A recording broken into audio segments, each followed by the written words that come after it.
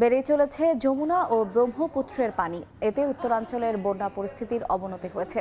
নিম্নাঞ্চল ও চরাঞ্চলের নতুন নতুন এলাকা প্লাবিত হচ্ছে। পানি বেড়ে তলিয়েছে ঘরবাড়ি, রাস্তাঘাট। হাঁটু পানি মারিয়ে গন্তব্যে যেতে দুর্ভোগের শেষ নেই দুর্গতদের। তাই অনেকের কাছে নৌকায় এখন ভরসা। সিরাজগঞ্জের 5টি উপজেলার 25টি ইউনিয়নের অর্ধ লক্ষাধিক মানুষ পানিবন্দী। দেখা দিয়েছে খাবার পানি সংকট। গাইবান্ধা, কুড়িগ্রামেও একই চিত্র। অনেকে সহায় সম্বল নিয়ে বাধ্য হয়ে ছুটছেন আশ্রয়কেন্দ্রে। কেউ আবার উঁচু বাঁধে গবাদি পশু রেখে নিজেরা ঘরের ভেতর মাচা করে কষ্টে দিন যাপন করছেন। স্কুল কলেজে পানি ঢুকে পড়ায় সিরাজগঞ্জ, জামালপুর ও কুড়িগ্রামের কয়েকশো শিক্ষা প্রতিষ্ঠানে বন্ধ রয়েছে পাঠদান কার্যক্রম।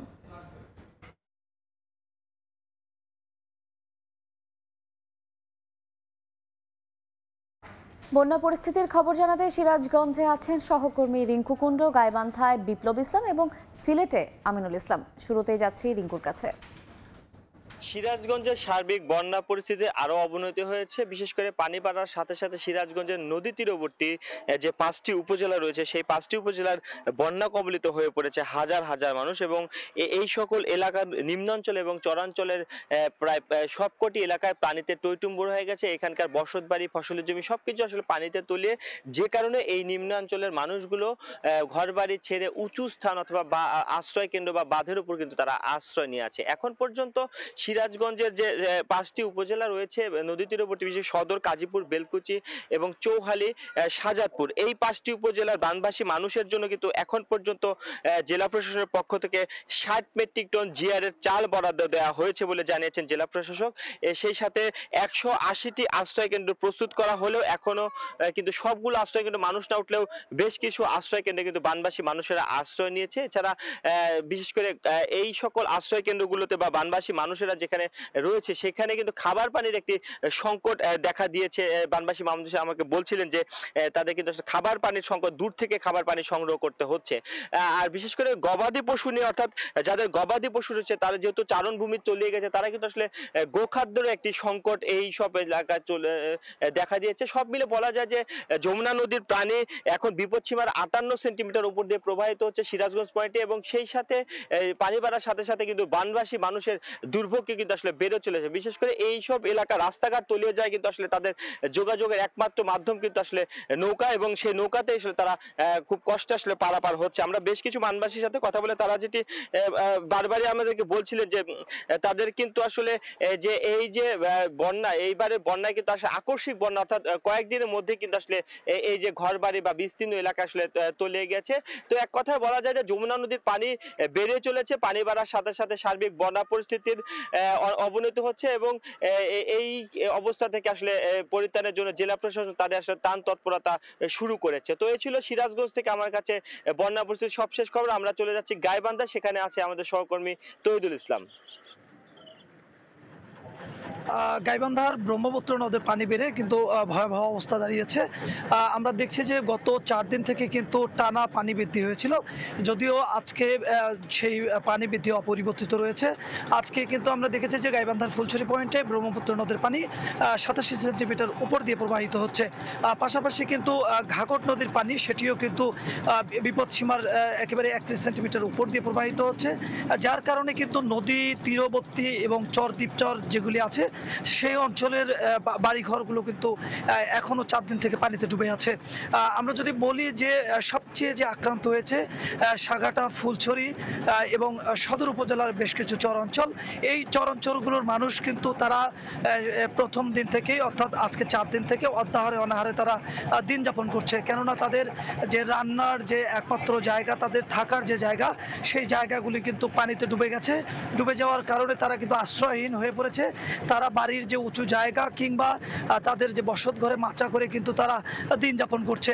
তারা যেটি বলছে যে তাদের একমাত্র যে সহায় সম্বল বা তাদের যে গবাদি পশু, সেটিকে তারা যে উঁচু স্থানে নিয়ে যাবে, আশ্রয় কেন্দ্রে নিয়ে যাবে, সেটি নিয়ে যাওয়ার মধ্যেও কিন্তু পর্যাপ্ত যে নৌকা, সেটি কিন্তু সেই চর অঞ্চলগুলোতে এখনো দেয়া হয়নি। প্রশাসনের পক্ষ থেকেও কিন্তু তাদের সেই ধরনের সহযোগিতায় এগিয়ে আসা হচ্ছে না বলে তারা আমাদেরকে অভিযোগ করেছে। পাশাপাশি যদি বলি যে তারা যে 4 দিন থেকে অনেকটাই কিছুটা না খেয়ে আছে তারা, অনেক সময় শুকনো খাবার টাবার খেয়ে তারা দিন যাপন করছে। তাদের সেখানে কিন্তু ত্রাণের স্বল্পতা রয়েছে, পাশাপাশি বিশুদ্ধ পানির স্বল্পতার মধ্যেও কিন্তু তারা দিন যাপন করছে। তো গাইবান্ধার প্রায় 50,000 পরিবার কিন্তু এখন পর্যন্ত এভাবেই বন্যার কবলে পড়েছে, এবং তারা যেটি বলছে যে তাদের পরিবার পরিজন নিয়ে একেবারে যে বন্যা কবলিত হয়ে মানবেতর জীবনযাপন করছে। বিভিন্ন এলাকায় কিন্তু রাস্তাঘাট তলিয়ে গেছে, যার কারণে যাতায়াত ব্যবস্থা বিধ্বস্ত হয়ে গেছে। পাশাপাশি আমরা এখন সিলেটের খবর জানতে যাব সিলেটে, সেখানে আমাদের আছে সহকর্মী আমিনুল ইসলাম, আমরা এখন যাব তার কাছে।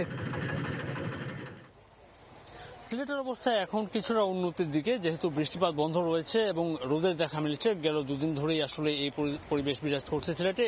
এরপরেও কিন্তু নদীর কিছু পানির উচ্চতার কারণে এখনো অনেক নিম্নাঞ্চলে পানিতে ভোগান্তিতে রয়েছেন মানুষজন। আমরা যদি একটি বাজারের অবস্থা দেখাই, এই মুহূর্তে আমরা বিয়ানীবাজার উপজেলায় রয়েছি এবং বিয়ানীবাজার উপজেলার রামধা এলাকা, এই এলাকাটিতে গেল প্রায় মাস খানেক ধরে, অর্থাৎ আপনারা জানেন যে সিলেটের 3 দফা বন্যা 1 মাসের মধ্যে হয়ে গেল, এবং এই অবস্থার মধ্যে এখানকার যে মানুষজন রয়েছেন নিম্নাঞ্চলের, তারা কিন্তু চরম দুর্ভোগে রয়েছেন। তারা এখনো পর্যন্ত জানেন না কবে নাগাদ এই পানি কমে যাবে এবং তাদের এই দুর্ভোগ শেষ হবে। এখনো যে বাজারগুলোতে মানুষজন যাতায়াত করছেন, তারা পানি মারিয়ে চলাচল করছেন। যানবাহন যেগুলো চলছে সেগুলো অনেক এলাকাতে ঢুকতে পারছে না।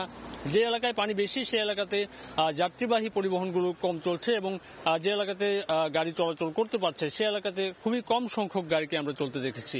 এখন পর্যন্ত যে দোকানপাটগুলো রয়েছে, ব্যবসা প্রতিষ্ঠানগুলো রয়েছে, যেগুলো থেকে পানি নেমে গেছে সেগুলো খুলতে শুরু করেছে, কিন্তু যেসব এলাকাতে এখনো পানি রয়েছে অনেক ব্যবসায়ীরা এখানে ভোগান্তির শিকার আমরা দেখতে পেয়েছি। গেল প্রায় 7 দিনের যদি পর্যবেক্ষণ তুলে ধরা হয়, পানি উন্নয়ন বোর্ড যেটি জানিয়েছে যে ভারতের অভ্যন্তর থেকে যে পানির প্রবাহটি রয়েছে সেটি ধীরে ধীরে কমতে শুরু করেছে। তবে একটি ঝুঁকি রয়েছে, যেহেতু অনেক হাওর পরিপূর্ণ রয়েছে এই মুহূর্তে, হাওরগুলোতে পানি ঢুকে পরিপূর্ণ থাকার কারণে নতুন করে ঢল আসলে বন্যার আকার বাড়তে পারে, এবং যে এলাকাগুলো থেকে পানি নেমেছে সেই এলাকাগুলোতে কিন্তু নতুন করে একটি চ্যালেঞ্জ। আপনারা জানেন যে বন্যা যেখানে হয় সেখানে রোগবালাই থাকে, এরপরে যে বসতগৃহগুলো নষ্ট হয় সেগুলোকে মেরামত করতে হয়। সব মিলিয়ে আসলে সিলেটের মানুষ এখন ঘুরে দাঁড়ানোর চেষ্টায়। আমরা এই ছিল আসলে আমার কাছে সিলেট থেকে। দেশের বিভিন্ন অঞ্চল থেকে বন্যা পরিস্থিতির খবর জানাচ্ছিলেন সহকর্মীবৃন্দ।